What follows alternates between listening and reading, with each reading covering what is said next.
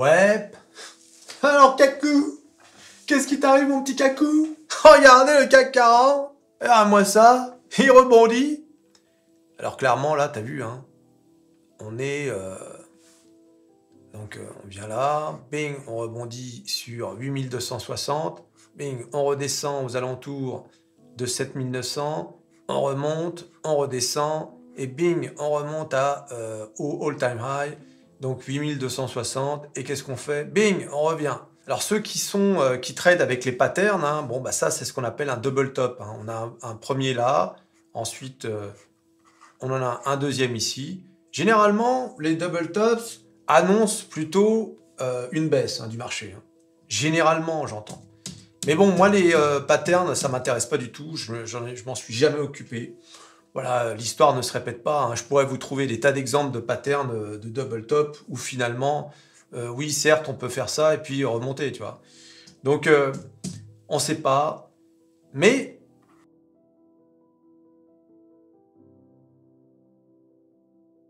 qu'est-ce que ça veut dire? Ça veut dire que le CAC 40, d'ailleurs, c'est pareil avec le Dow Jones, on va le voir, a essayé de percer cette résistance, hein, qui est la TH, mais bon, n'y est pas parvenu. Alors, les explications sont simples, hein, on est dans l'inconnu, hein. Regardez le Dow Jones, d'ailleurs, tiens, on va passer au Dow Jones tout de suite. T'as vu, c'est pareil, un double top, un là, un là. Donc, effectivement, les amateurs de patterns pourraient se dire, je vais shorter le marché, notamment le CAC 40 et le Dow Jones, parce que ça ne concerne pas le Nasdaq, hein, vous avez vu le Nasdaq, grâce en partie à Nvidia. Bon, et puis il y a aussi pour le Dow Jones, une action Dow Jones qui s'appelle Salesforce, qui est un CRM. Hein. CRM, c'est vous savez, ce sont les services aux clients. CRM, ça veut dire Customers Relationship Management. Donc ça veut dire le management du service client. Et oui, mais comme vous pouvez l'imaginer, ce genre de service, c'est un peu comme Téléperformance, si vous voulez. Soit ces services arrivent à se transformer grâce à l'intelligence artificielle, soit ils n'y arrivent pas et ils vont se faire balayer. Exactement comme Téléperformance, dans un autre registre. Donc voilà. Et donc les perspectives, là, Salesforce a publié des résultats, et surtout des guidance qui n'ont pas plu au marché. Résultat, le titre est à moins 20% sur les marchés. Moins 21 même. Donc c'est une grosse claque pour Salesforce, qui est le numéro 1 mondial du CRM. D'accord? Donc forcément, ça a un impact sur le Dow Jones.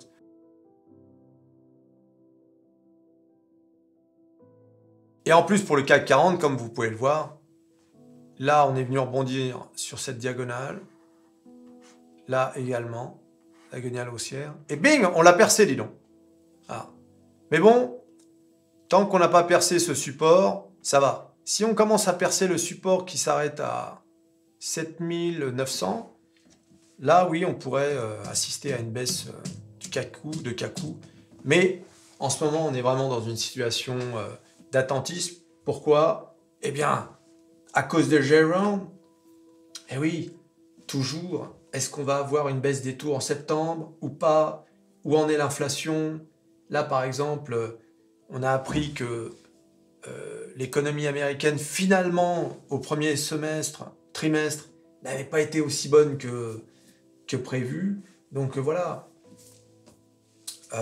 tous ces facteurs font que le marché est un peu attentiste. Mais enfin, n'oublions pas, les amis, qu'on est quand même dans une hausse de malade. D'accord? On est quand même passé depuis fin octobre sur le CAC 40 de 6000 points à plus de 8000.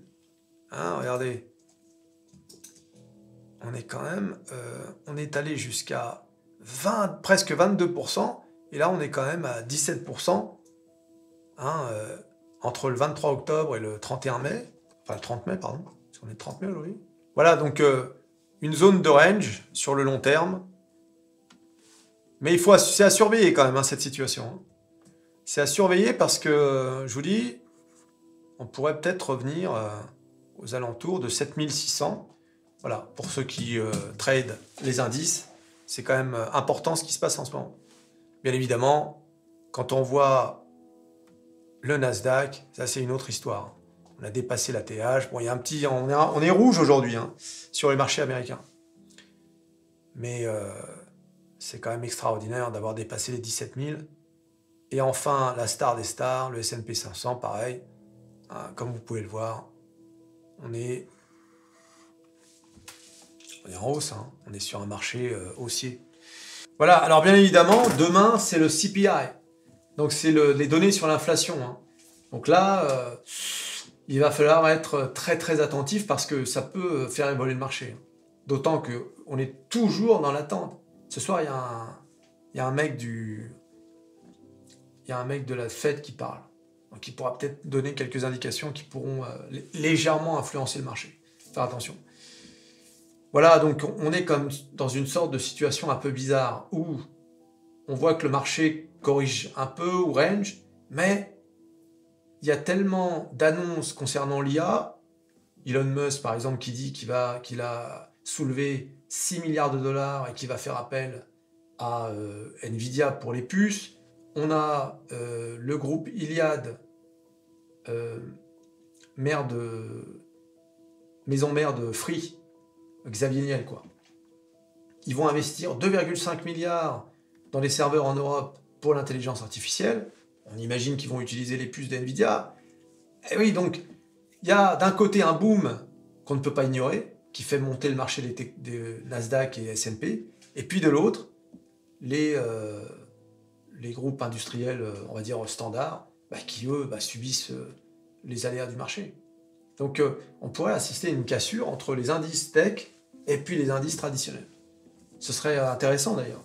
Là, c'est sûr que les portefeuilles, ceux qui sont bien diversifiés entre les deux secteurs, au final, ils vont perdre d'un côté et gagner de l'autre. Ceux qui sont que dans la tech aujourd'hui sont contents, alors que ceux qui sont juste dans le traditionnel, ils perdent de l'argent.